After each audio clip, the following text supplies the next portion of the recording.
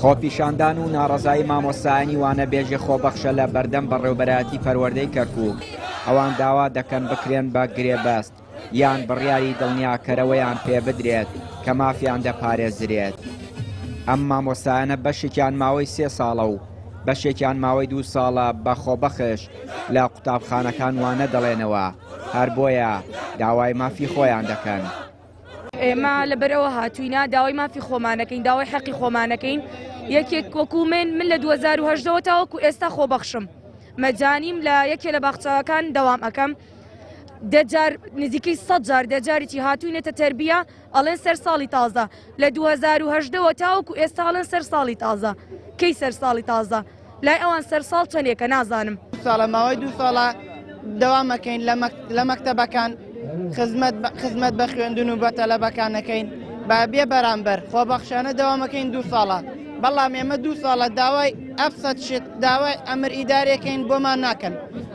لە جەماعەت ئێمە لە پارێزگاکانی تر هەمووی بوونە عەقدەوە خەریکە تەثبیتە بن، ئێمە تا ئێستا هیچمان بۆ نەکراوە. ئێمە 2 ساڵە دین و ئەچین بە بەلاش، 2 ساڵە مەجانین لە مەکتەبەکانە دەوامەکەین و بەبێ هیچ ئەوەی ئیسیفادەیە بکەین.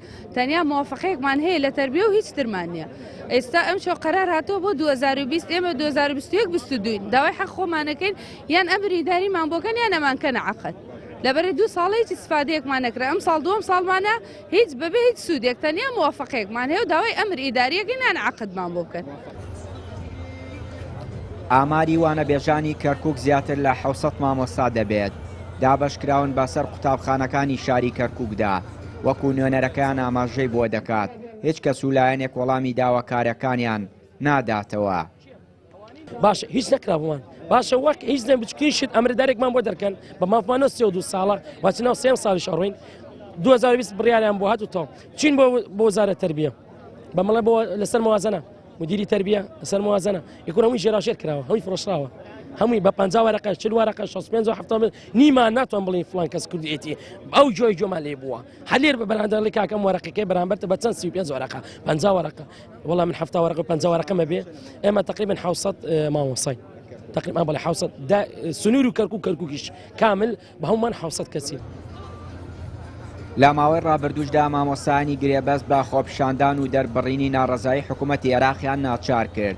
لە یاسای بودجەی 2023 مافیان جێگیر بکات و بکرێن بە هەمیشەیی. هەر بۆیە مامۆستایانی خۆبەخشی کەرکووک داوا دەکەن بکرێن بە گرێبەست تا بتوانن بەردەوام بن لەوان نەوتنەوە لە قوتابخانەکان، بە پێچەوانەوە لە خۆپیشاندان و دەربڕینی ناڕەزایی بەردەوام دەبن تا مافەکانیان بەدەست دەهێنن.